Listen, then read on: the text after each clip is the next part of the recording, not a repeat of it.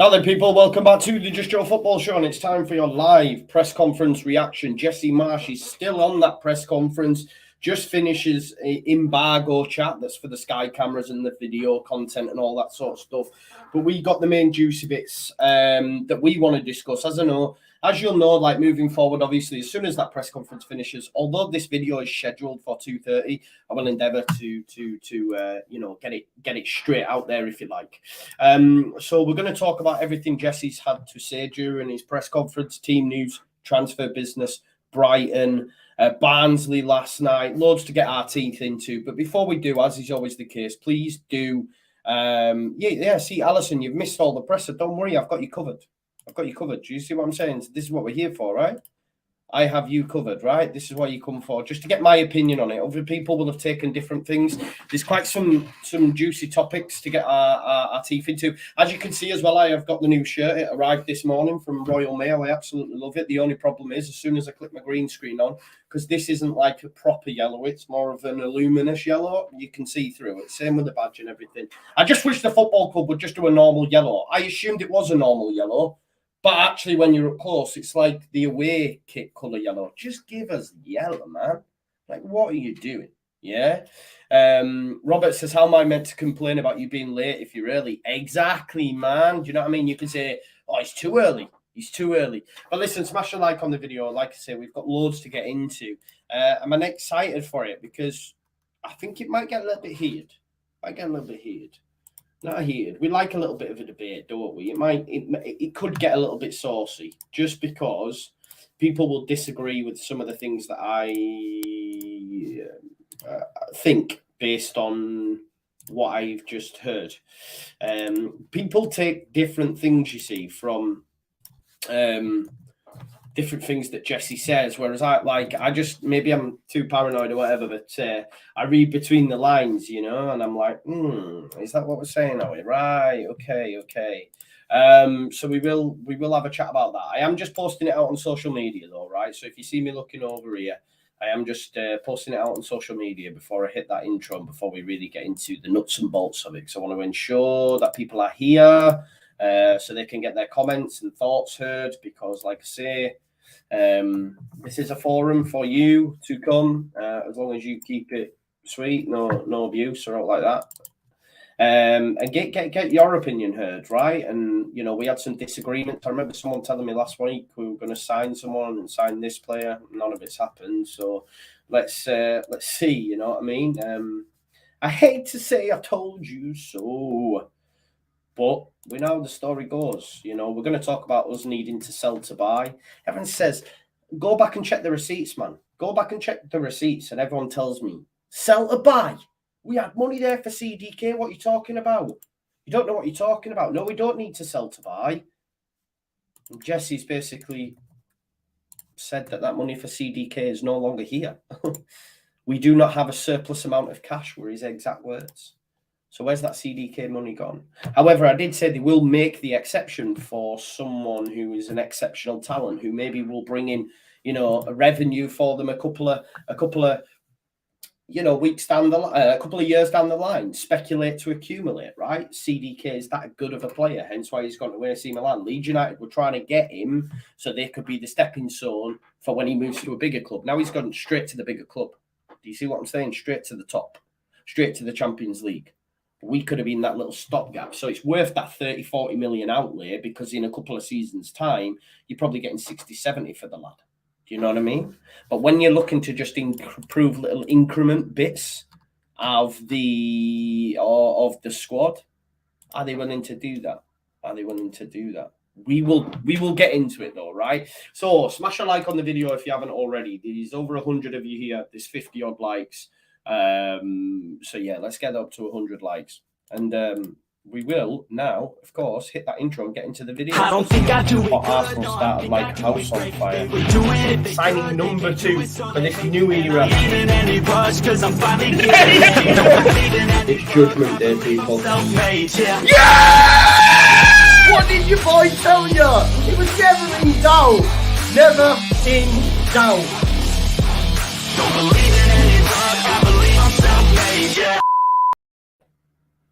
There you go. I love that banger. I can't lie to you. I know some ears hurt your ears when I go, yes, but that was the emotion at that time, right? So let's get into the main talking points of his press conference. So, team news initially. Junior and Luke Ayling are back in training next week, and so is Matthias Borges. Yes, he is still at the football club.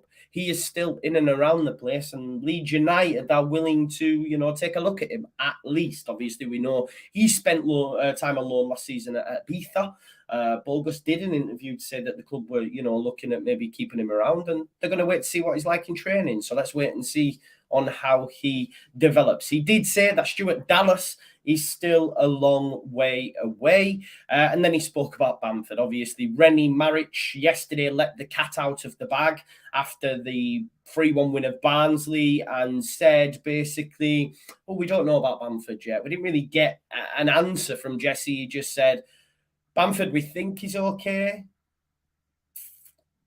And he's moving forward, but, we still have to make a call on him. This isn't good, folks. This can't be good for Bamford and his own mental state, and that's genuinely because injured players will feel like that. Yeah, they feel on the periphery.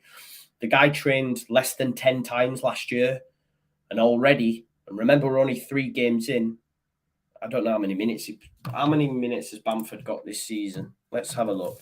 It's just a reoccurring issue, and it seems like we don't even know what these issues are. It's not just one specific area. It seems to me his body is breaking down. His body is breaking down. He's played 110 minutes so far in 2 games, across 2 games. So not ideal. Jamie Kerr says Bamford won't see 15 games this season. Potentially not, bro. Potentially not. Like, say, he played 9 last season, got 7 starts. He's off to 2 so far out of 3, which you could argue, that's all right. But we know he's broken and he's not going to be fit. And what Jesse did say, and again, this is a little bit worrying, right, for me. This is where I read into things, okay? You don't have to take what I've said as gospel, but this is how I read into it, okay? Jesse did say the team performance allows us to be a little bit more patient with him, i.e. we don't need to rush him back.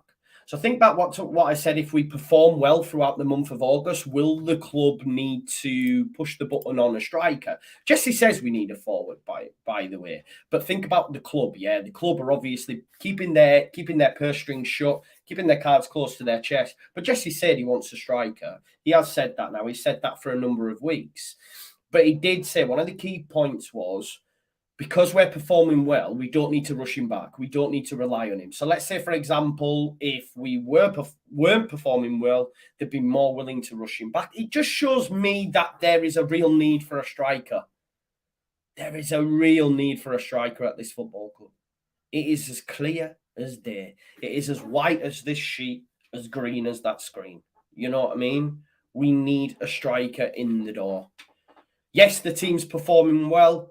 Get past the summer window, and if it starts falling off a cliff, or if we have a few bad performances, we've got no one to call upon. And I hate to say this to you, but Joffy showed me last night he is not quite ready yet to be a number 9 in the Premier League and lead this line. Now, of course, we've got Rodrigo. I hear that, but you still need someone additional.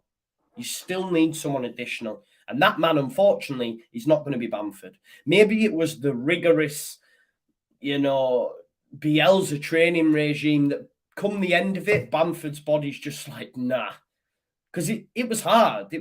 I don't know what it is, but it just seems to be now so unlucky. And yeah, I'm just gutted for him, and he probably can't see the wood through the trees, but I think us fans are like that now. I think we're all resigned to the fact that he may be not returning. I don't know, or will play an elongated period of time, like an elongated period of games. You can't imagine a situation where you have back-to-back Bamford games.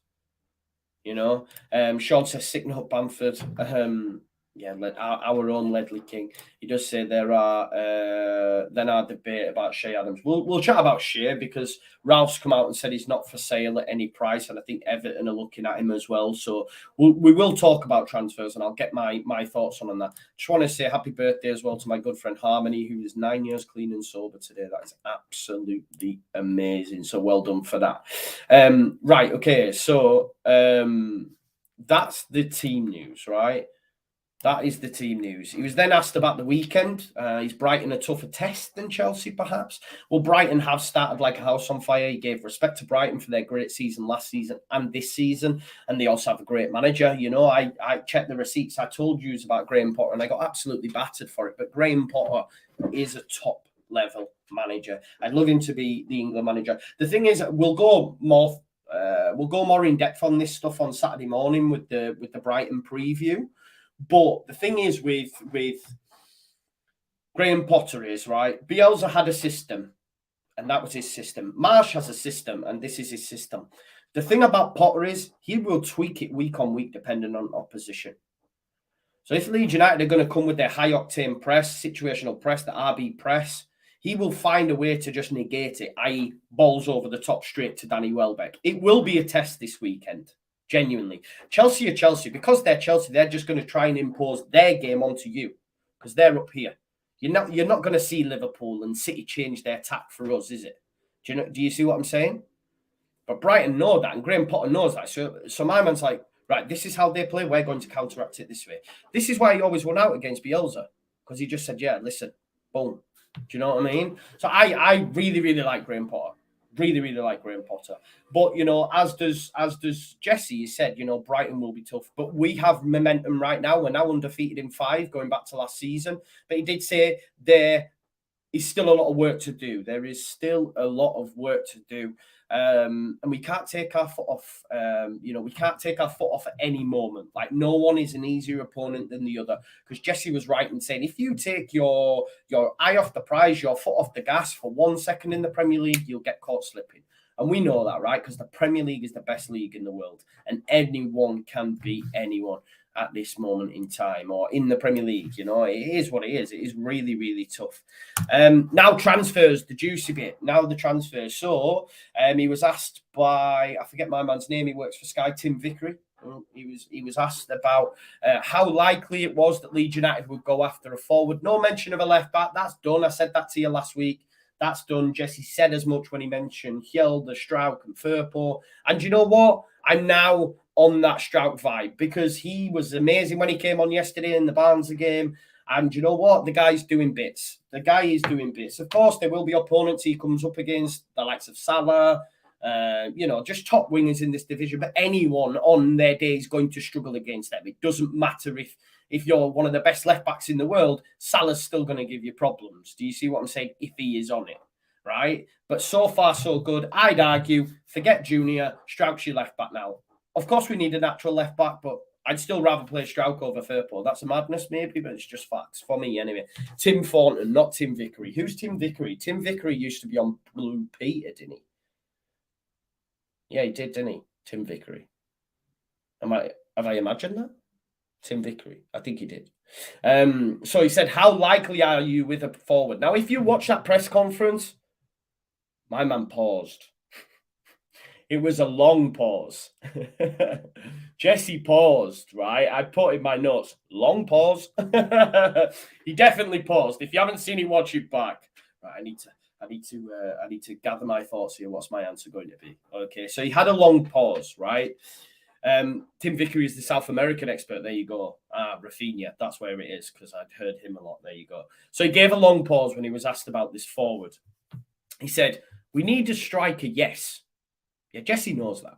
We need a centre forward, right?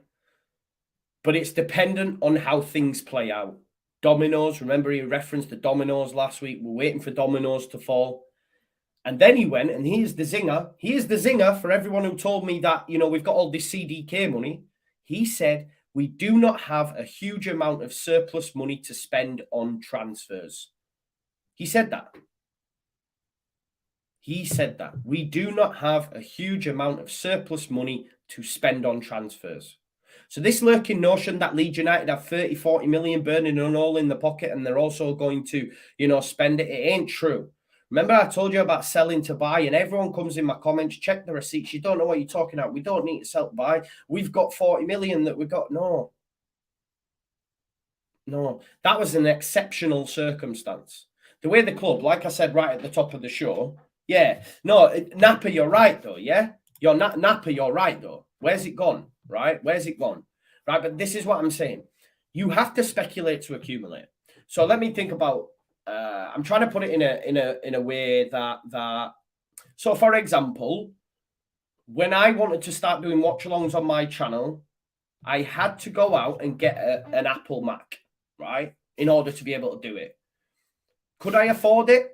Probably not, right? Probably not. But I knew if I did it, then it would improve the channel. It's like speculate to accumulate, right? And there's a return on that because it's you people watch. The return is the subscribers, the views, the watch-alongs improve quality-wise, etc. So it's worth the outlay. So what I would say, and again, this is just my opinion. You only come for my opinion, right? I'm not professing to be ITK, know about funds. I don't. I'm just giving it you from my perspective, yeah, as just a normal fan, as a normal bloke, right? But for me, it's like they knew, yeah, Gary on Klarna, yeah, exactly. They knew, right? They knew that if we put 30, 40 million down for CDK, we will get a return on that investment. He is worth the outlay. More than worth the outlay. That's why. Why do you think the club were willing to wait as long as they were? What they wanted was a Rafinha-style move, right? Rafinha came to Leeds, bossed it from the Liga, came from Rennes, bossed it, Barcelona. You sell that dream to a CDK. You come to Leeds, you then get your dream move to a Champions League. If he comes and you spend 30 million on him, you can guarantee CDK goes for 60 in a couple of seasons' time. You look at Aronson now. I don't even want to think about it, but I'm already seeing, I sample a lot of content. I'm already seeing top clubs, fans of top clubs speaking this guy up. He won't be the only one. Yeah? Yeah, exactly, Yorkshire lad. This is the point I'm making in it. Whereas, so when people go, we've got 30, 40 million, let's go spend it on Martin Terrier. You could argue there's no return on Martin Terrier. Do you see what I'm saying? But it's all, you could argue Martin Terrier, you get a return on that investment. But Leeds aren't cash money rich under this regime. We know that. We know that, we know that they're not. So that's smart business, yeah? That's smart business for me. I understand that. You know what? Let's probably pay more than what we can because we'll make money on him in a couple of seasons and probably progress up the league in the short term as well while he's here. Now, I did do a video on Hwang Hee-chan earlier on, and people say he's not the right profile for what we're looking for and stuff. He's a lot cheaper than Martin Terrier, and it's therefore more doable. And same with Shea. Martin Terrier, they wanted like 30 million as a starting point. Doesn't make sense for Leeds United to do that when they could have got a CDK for the same price at 21. Do you know what I mean? That's the difference between them for me. Again, just my opinion. Now, he did say, when he was asked about, Beren Cross came back about that. And we will jump ahead to what Beren Cross said towards the back end. But he did say, we don't have a huge surplus amount of money. Yeah. So that shows you that the CDK isn't just burning a hole there, as people kept telling me, and some of you might have thought that as well. But he did say we are evaluating players and talking with agents to see if there is flexibility to move. And he also mentioned their contract situations. So for me, what I'm reading into that is they're scouring the market for a cheap alternative. What's his contract situation? How long have you got left? Oh, well, I've only got like a year and a half. Right, okay. So would you be up for coming? Yeah, let's speak to the club. We're going to give you this You know, he's leaving soon. I don't know. Again, I'm only reading between the lines. That's why I like doing this show. Everyone gets a different slant, right? And everyone has their own opinion. But it's the fact he said, we're evaluating players. We'll have a list of players. We're talking with their agents. We're talking with clubs. It's about them dominoes waiting to fall, right? We're talking about contract situations. If you know someone who you like and is in the last year of their contract or approaching it and isn't willing to sign a new deal, there is a deal to be struck there. Do you see what I'm saying? So that's what he was talking about there when he was asked specifically about the forward. And then the next person went on, you know, started asking about City. But let's jump ahead, because Baron Cross then came, you know, and said, you know, you mentioned there not being any big cash available, but the money was there for CDK, but now not. Why? And I loved that, because I was like, that's the question the fans wanted answering. That's the question the fans wanted answering. Now, his default, of course, was to back up Radrizzani. Of course, he's his employer.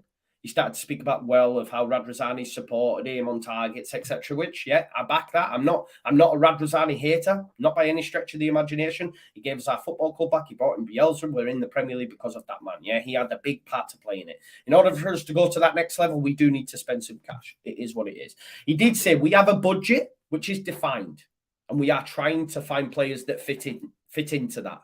So for me, they know how much they can spend. Maybe that could be 10 to 20 million. Not a lot by the sounds of it, because if it was, they'd have someone in the door for me. But he did say we have a budget which is defined, i.e. we're told how much, right? I assume. Again, I don't know. I'm just reading into it. If someone disagrees or have a different viewpoint, let me know. But he said we're trying to find players to fit into that. We evaluate the squad. So this is the key bit for me, which I thought, right, okay. So he said we are evaluating the squad. Maybe Click could have gone, but now Click's staying. So we all felt for a period of time that FC Utrecht were interested in Click. There was talk of him wanting to leave because of his World Cup spot. We will get onto the Click stuff, because it sounds like they've had clear the air talks and he's happy to stay at Leeds and he's happy with his role. But he spoke about we were evaluating options. Maybe Click could have gone. What does that mean for the squad then? So if Click goes, that means we have more funds in terms of wage and stuff available, and maybe a small transfer fee, and we can then reinvest that and get another body in this area. Hence bringing it back to that point for me that Leeds United need to sell in order to buy, because they were willing to evaluate options when Click potentially was he, wasn't he. Do you know what I mean? And that sort of backs that up, you know. Fabrizio Romano and co have been saying this, and they get shot down a lot, but they're top tier. They're top tier for me. Again, my opinion. He said Leeds United do like this player, but, and that was when we were talking about Gnonto, the young lad from who was playing at Zurich. He said they do like Gnonto, and I think Leeds United will look at that maybe in the future. They do like Gnonto, but they do need to sell in order to buy. And then, of course, he gets loads of abuse going, no, we don't. We've got CDK money. Well, we've had that confirmed by the head coach today that there isn't a surplus amount of cash available. And the fact that he said that we were evaluating the squad once upon a time when Click's situation, but now Click's staying. So what that's saying to me is the club will evaluate any options. Look, we need a striker, even if no one leaves. But I think the only way we will get one is if someone leaves. Now, I think it's negligent not to get a striker. That's just my own personal viewpoint. But reading between the lines, again, my opinion, sorry to have to repeat myself. I know people get frustrated at that, but it is live. Sometimes it happens. I ain't a professional. I'm just a guy sat in a room with a green curtain behind him. But the fact that he said right at the start, we don't have to rush Bamford back because we're performing really well, you know, that means that the club will have that mindset, and therefore is there really a necessity to go out and buy? Look back at last season, they felt they could get by. If this ownership thinks they can get by, they will. History has shown us that, folks. As much as I like this group, as much as I like Orta, etc., they are a group that says, we're okay to get by. There are different owners, yeah? Look at Forest. They're like, listen, bang it all. We don't care. Bang it all. We're staying up. We want to stay up. We're going to spend as much as we want. Villa, just stockpiling players in positions. Newcastle, although they've got all this money, been a little bit more savvy. Owners are different. Look at Liverpool. They won the Champions League and the Premier League and still won't buy a midfielder. Man City, now they're in a position where they go, yeah, we'll buy, but it's one in, one out, one in, one out, one in, one out. It's just different at every different football club. And I'm accepting of that fact. I understand how our club is run. I get it. right? I get it. They're not cash money, and I just feel history has shown us that if the ownership and the model think they can get by, they will. And I said to you, remember, check the receipts, check the videos. I said right at the start, if the club performs well and Bamford's doing okay, we won't do any business. Now, we are doing well, and now there's a re-emergence of Rodrigo. So even though Bamford's out, it's sort of negating the fact for the club to get a striker because Rodrigo's firing. But last night's performance of Joe Gelhardt showed me that I wouldn't be comfortable with him leading the line. God forbid anything happened to Rodrigo. I just think we're so light in the striker position. So light. And I'm a little bit concerned that, like, the way Jesse was speaking, don't have much cash, which is fine. But we're evaluating the squad. Maybe Click could have gone, and then we might have got one, etc. So this is when we come back to that fact of when I did the video earlier on, and we've been speaking about the James thing. It's about what is a higher priority to this football club. What is a higher priority to Jesse, to the football club, to you, the fans? What's a higher priority, right? So for me, if Spurs are serious about Dan James, and I'm surprised no one even asked the question, to be honest. I was a little bit disappointed. Maybe they were told not to. I don't know. That's what I'd have asked. What's happening with Dan James? And I know people will say, oh, no, the club have rubbished it. That was Football Insider. We had an athletic journalist who follows Spurs mention that it's still someone that Conte likes and are interested in. Yeah. That is more likely for Spurs than other names that have been mentioned, right?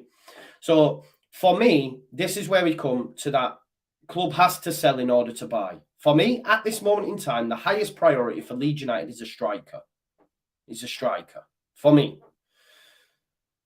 Now, if we don't have the money, surplus cash, to go out and buy that striker, or if we do have, say, 10 million, you're not going to get anyone decent at that price. Shea's going to be 15 to 20. Even Hwang, 15 to 20. Brahim Diaz, who I'm not sure will make it in the Prem, but others will throw his name out there. But even still, him, Blackburn will want a decent fee for him. So let's say, I don't know, we're not able to just buy these outright, but we can add to that cash we have got with an additional amount of money with the sale of a Dan James. You know, Tommy thinks they're BS. I have it on pretty good authority that they're not. But again, you know, I can't reveal that source. But this source told us about Dan James prior to it even being mentioned by Alan Nixon. He's then mentioned it, and then he was the person who brought the Hwang Hee-chan stuff as well. But on top of Alan Nixon, the athletic journalist for Spurs did an article yesterday. Let me find him. I forget his name now. It'll be in my WhatsApps. But the athletic journalist said as well that it's someone that they're big on. They're big on. So I don't think it's BS. But listen, everyone's entitled to their opinion. But Football Insider coming out and saying, you know, they're not tier. They're not top tier. Do you know what I mean? I will say that. So yeah. So if ask yourself the question, what's the highest priority? Again, I'm repeating myself. I'm conscious of this because people keep mentioning it, but it is what it is. For me, it's a striker. I think for Jesse, it's a striker. It's clear. He said, I want a striker. I want a striker. I want more players. I want a striker. That has been the genuine rhetoric coming from Jesse. Now, if he sees an option to bring in a striker at the expense of a player that he probably sees as a bench option, then he's going to make that move. And I, for one as well, would be on board with that. I like Dan James, but it's 20 million. If Spurs offered 20 million, and then you can go and then replace it with someone like Hwang Hee-chan. A lot of people were saying Hwang Hee-chan won't fit our system because he plays in a defensive system under Wolves. Yo, the dude worked under Jesse at RB Salzburg with Haaland, with Minamino and him. He knows this system. He knows this system. Trust me. He had his most profitable time in his career with Jesse, scoring 11 goals and getting 12 assists. You know, he knows this system. So let's not rewrite history on that one. Okay, he's only scored 5 for Wolves in the Prem, but things have obviously turned a little bit sour for him there. But anyway, this isn't to talk about that. Like, it's more a case of just reading between the lines. The club, well, Jesse wants a striker. The club don't have surplus amount of cash to get him a striker. However, if the opportunity to move someone on and maybe reshuffle the pack a little bit, that could well be taken for me, because they were considering the Click thing. Now Click's staying. Will there be anything else happen? Well, the window shuts very, very shortly. There may be a few more dominoes to fall, as Jesse put it. Yeah, there may be a few more dominoes to fall. Let's have a look at some of the starred chats I've got. I've already been through that one and that one and that one. He says, as was said in the chat, Timothy Weah might be the option and has played with Adams. I'm not sure about that now. I've not seen Timothy Weah linked once. 40 more likes for 200, please. Yes. Dan James suits Jesse's pressing. Yeah, but you need more than that, though, don't you, Sean? He can run around, yeah. He can run around and run at pace. But so can, like, Hwang's done it as well. I honestly was quite surprised at how vitriolic the fan base were on the Dan James thing. I think 20 million, you bite their hands off. But again, it's just my opinion. 20 million, you bite their hands off. And you go and reinvest that at Shea or Hwang Hee-chan. I don't care about numbers. Hwang's a better footballer. Hwang is a better footballer than Dan James. If Dan James wasn't fast, I'm not sure he'd be at Leeds United. I know people won't agree with me, but it's what it is. We'll see. We'll see what happens. If he's here, obviously, I back the Leeds United players, but I'll just give you my opinion in it. But yeah, look, Leeds, Jesse, he wants a forward. Leeds United need to make an outgoing in order to make that happen, as we were told. But we'll have to wait and see. He was asked about Sinisterra. Could he be a possibility at the weekend? Obviously, yesterday, Sinisterra had he had in hand in 3 of the goals. He won the penalty he scored, and he got a little bit of a pre-assist prior to the goal going in the back of the net by Click for the third to make it 3-1. And they were asked, were you surprised by him? And Jesse said, nah, not surprised at all. We all think highly of him. Not sure he'll be ready this weekend, but as the weeks progress, he'll be a bigger option. Sorry to have to mention this, but he will be a bigger option as the weeks progress. Whose position does he take in the starting 11 for you? Whose position does he take in the starting 11 for you? The answer is Dan James. And if you're not saying Dan James, you're being disingenuous. The answer is Dan James, and therefore you have a player that you could have sold for 20 million, sat on your bench, and also improved the team by bringing in a better replacement. Just my opinion, but I'm true. And Kev says, stop with the sheer loving. I've mentioned him about 3 times on this video. You the one with the loving, brother. You're the one with the loving. But yeah, it's nice to see so many people in the chat say, actually, yes, I admit it would be Dan James. And therefore, would you want a guy that could have got 20 million for sat on your bench? I don't know. I know it's all about improving the squad, and everyone goes, no, we need to keep players, not sell. But again, think about priorities. We now know it has been confirmed by the manager that we have no surplus cash. There isn't a big pot available. So we now know in order to get our number 1 priority, which is a striker, we can't go into the season with just Rodrigo as the number 9. Joffrey, people will mention Joffrey. I seen last night. I don't think he's quite ready. Yeah, I don't think he's quite ready to be the top dog up top. And then outside of that, who have you got? Outside of them two, who have you got? I'm not letting you have Greenwood, because someone said that before. I'm not letting you have Greenwood. You're not getting Mateo Joseph or Sonny Perkins. This is the Premier League we're talking about, the top of the top. Outside of Rodrigo and Joffrey, who have you got? And Joffrey doesn't give you what Rodrigo does. Well, no, they don't give you what Bamford does. And let's be honest, I think we can all be realistic now and say, yeah, Bamford's probably not going to play much at all. And for me, we need a striker as a matter of priority, because the winging positions, you have Sinisterra, you have Harrison, you have Aronson who can play on the right, Rodrigo just behind the striker, you have Somerville, etc., etc. He was asked then about Cooper, obviously, and I forgot Sinisterra, like I say, he said he won't be ready for the weekend, but as the weeks progress, he will be a bigger option. So soon enough, you are going to have Rodrigo, Aronson, Sinisterra, Harrison. If Bamford was fit by any stretch of the imagination, you might have you might have Bamford, Rodrigo, Harrison, and then you're looking at Aaron tonight, so maybe Cine drops out or shares minutes for Harrison. I'm not sure. I don't think you can drop Harrison right now. So that's what I'm saying. If everyone's fit, you're struggling to even get James in the side. Cooper, did he come through okay? He said, yeah, listen, initially we were going to give him 30 minutes. We ended up giving him 45. He will be ready for the weekend. We're still waiting to sort out his role for the weekend. I think he's going to be a sub. I think as well, like for me, the passing of the baton has happened. He's not coming back in. He's not going straight into the side. I'd be very, very shocked if he did, but reading between the lines, I think for me, that it's the passing of the guard. This is Cooper's last, like, hurrah, if you like. This is Cooper's last hurrah, potentially. I don't agree with this, by the way. It is crazy when everyone fit Aronson might not start. No, he will. Definitely will. Definitely will. He would be in there. It's quite interesting that the injuries happened because for me, had everyone been fit, I don't think Rodrigo would have started potentially. It could have been Bamford, Harrison, Cine, and Harrison. Maybe.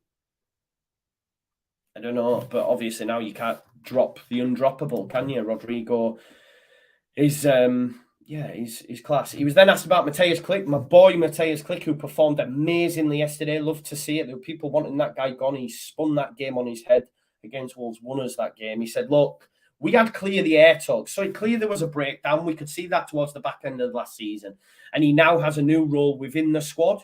And I will rotate him and use him. And he mentioned about it's not going to...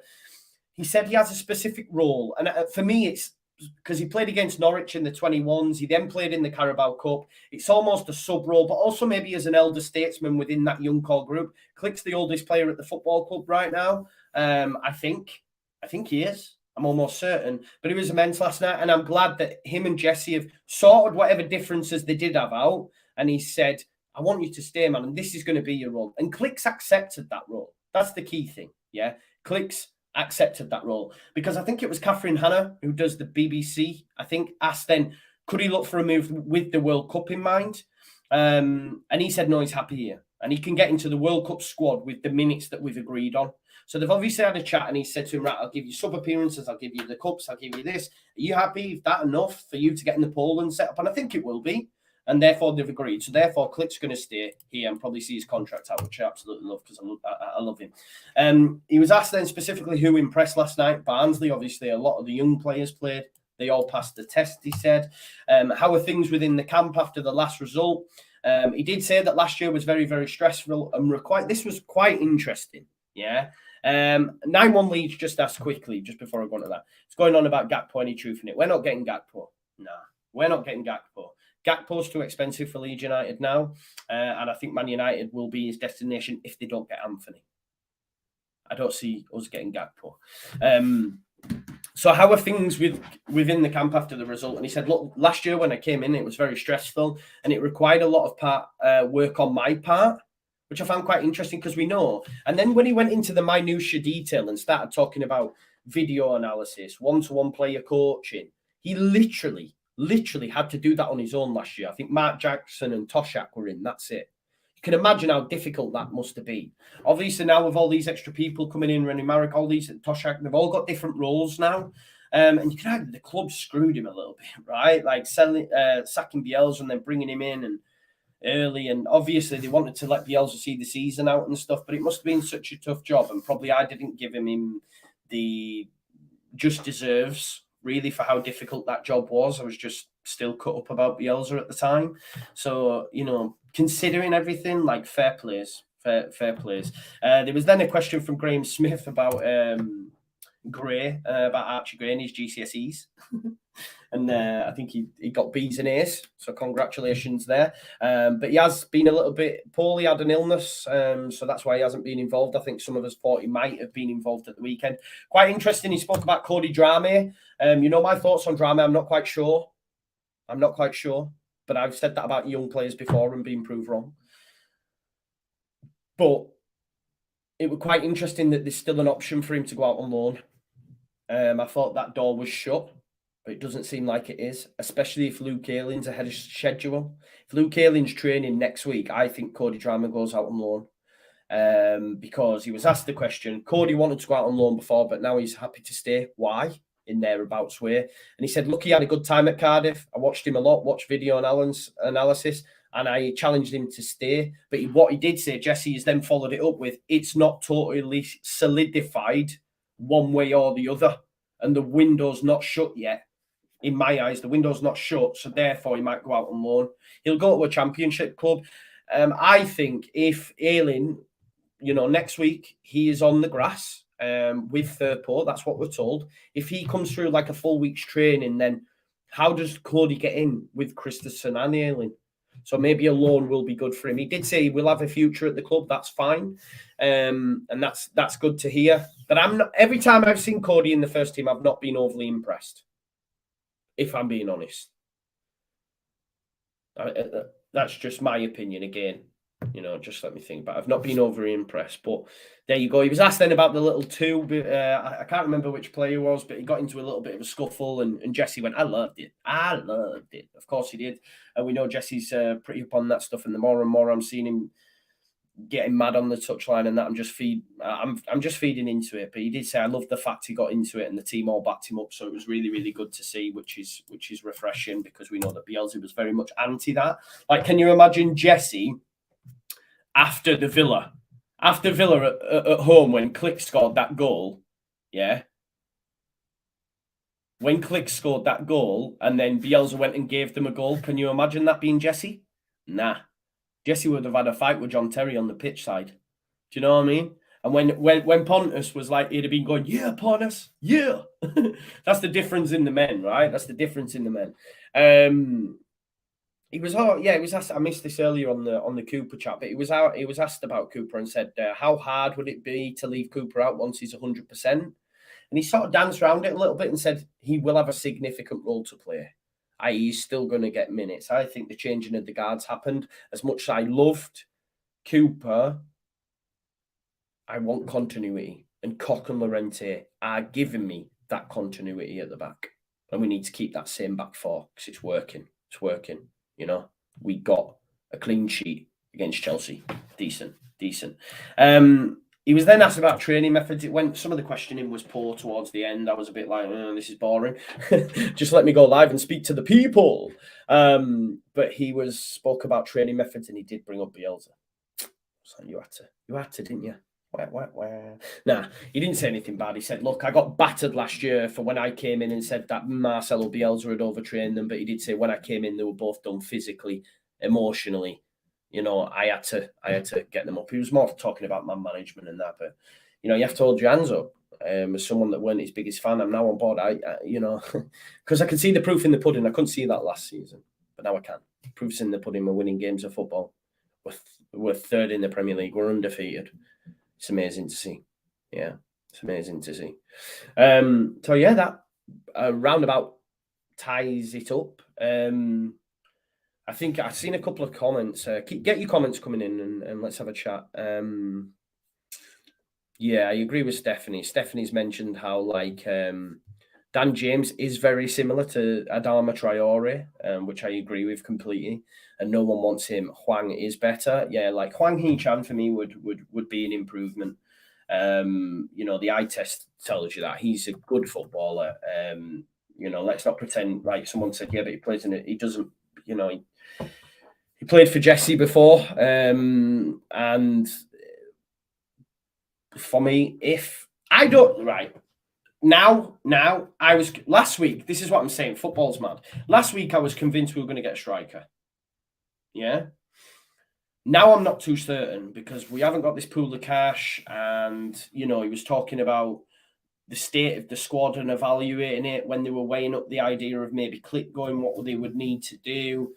I think now, like's been said a lot of the time, that Leeds United need to sell by, and you get absolutely battered for it. There'll be people commenting on this who don't agree, but now that fallacy's gone about this CDK money, people will get on board a little bit because Jesse actually mentioned it, and he was asked a question about it, and he said we've got a stringent, a sort of transfer budget amount.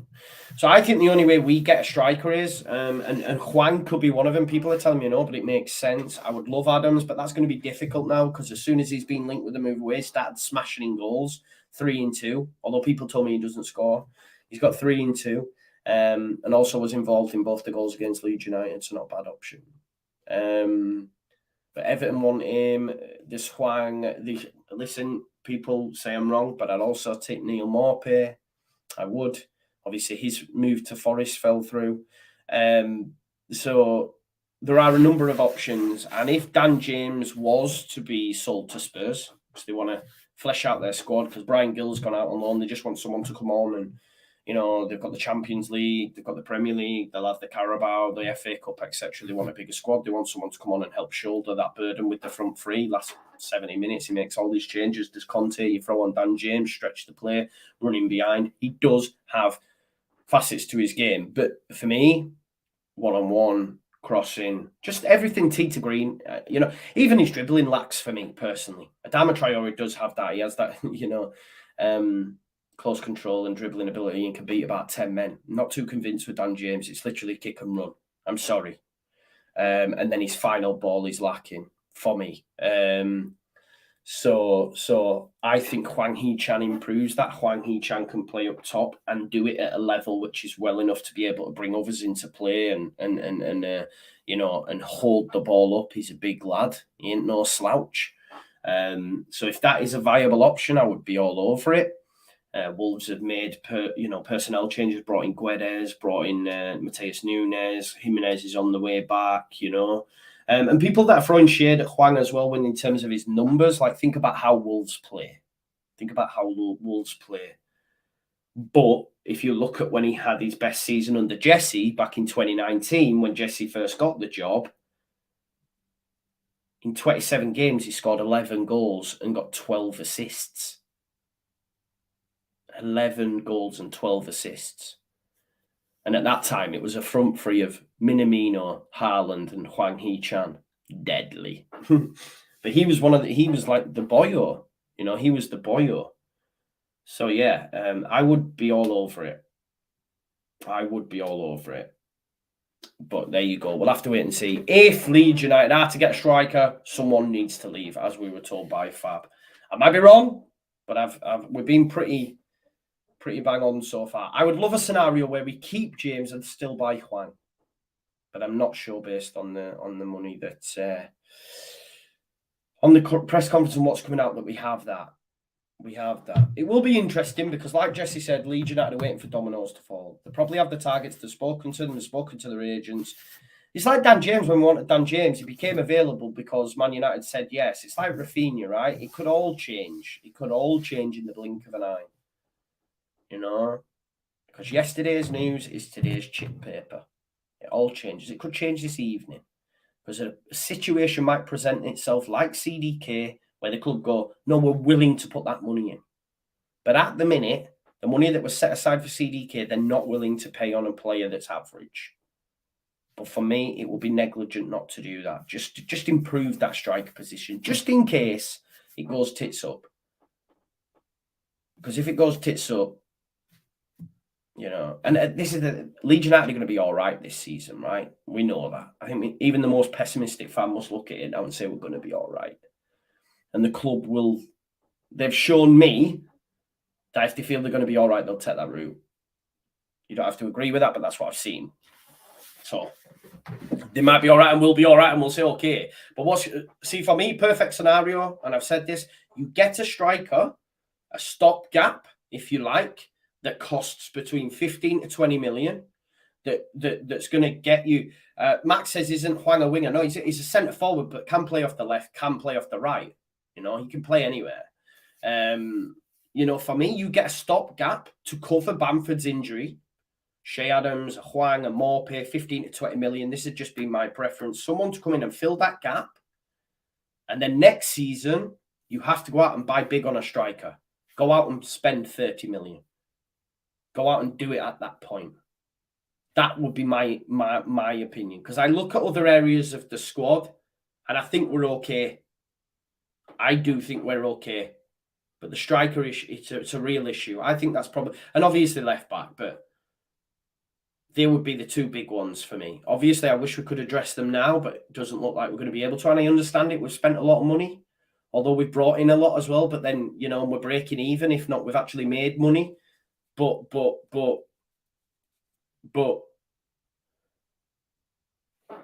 seasons prior to that, we didn't really sell. Although even if you go way back to Radrazani's first season, they had to sell Ronaldo Vieira in order to buy Bamford. They had to do that. You know, it's always been a little bit like that until we came in the Prem. But then you have all that extra cash, you know what I mean, that you never had before. You have all that extra cash, you know. So it's always been a little bit like this. Someone says sell Bamford, buy Sherdams, have Adama and James for the bench. Like, you're not serious, bro.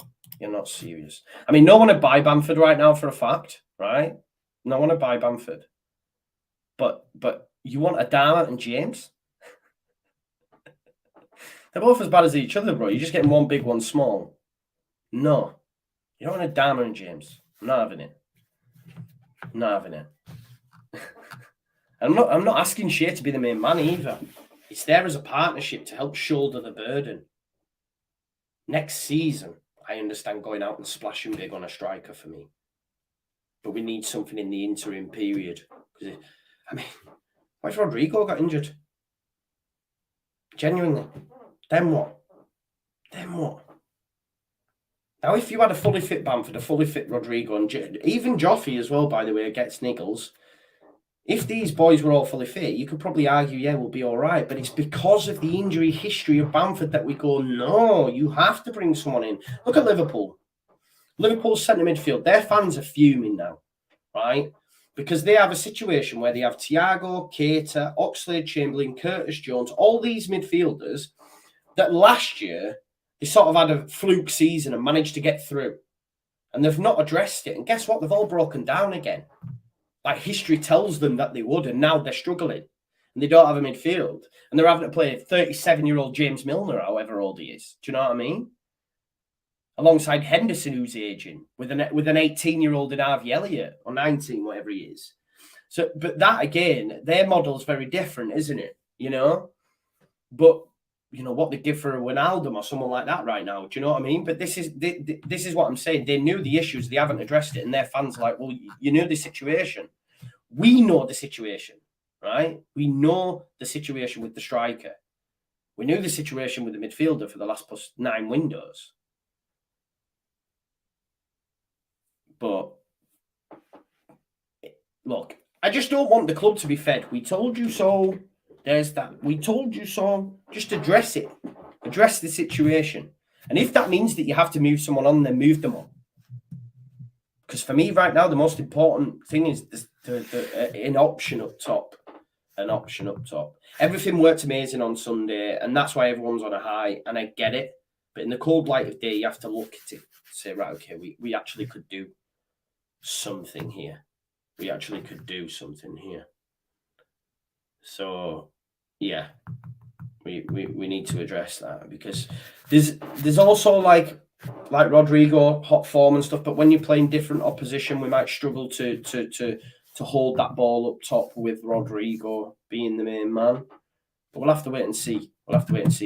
No more content today, Stephen. I'm going to have the evening off unless any transfer news happens, but I'm a tired boy. I was up late last night doing midweek fix, then Lewis's channel. I'm tired. I'm going to have a nap now, to be honest. But tomorrow's Friday, so tomorrow's Friday is the Premier League preview. No, Lee, man. Nah, never. Just because they're fast, bro. If you want, go get Usain Bolt, man. Go get Usain Bolt.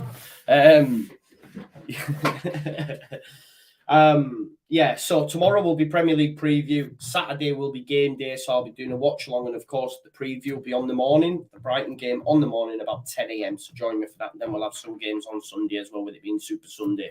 Thanks as always for watching. I hope you've enjoyed the video. I love doing these after the press conference. It's cool to get my thoughts in and have your opinion and stuff. So just to see what people read into it, but.